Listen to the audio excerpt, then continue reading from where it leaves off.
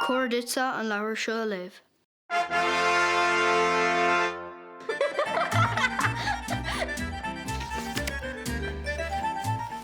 An anam an leabhar ná 8 tintin slot riga ottachar, tá sé faoi bucail darb anam tintin agus a bhadra bonín.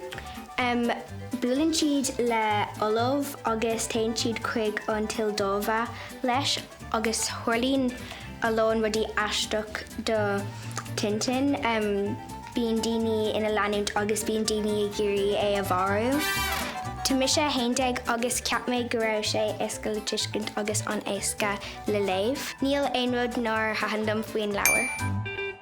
Is misisiíonn agus léamh mis an leabhar seo, dílann dúradán, ladína leisca. Tá sé faoi bucail agus a rith an saorann ar néalaon scoilge, níl sé ach ag imirt físclaí. Na charactéirí san leabhar ná Greg, Rowley agus Manny.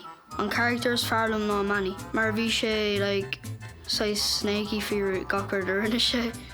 Thahan an leabhar go mórlam, bhí sé simú. Tá cúpla leabhar sa sráiseo agus tá siad ar fág léite agam. Dílann dúradán. Is mis Rory agus is mis Ella. Seo é dílann dúradán. Is leabhar 6 granmhar agus 6 le John Gay.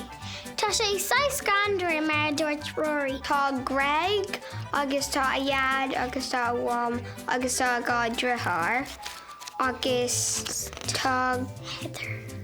Agus tá Dina agus anam I Heather agus is bra leis Greg Heather. Tá sé ngrá le Heather.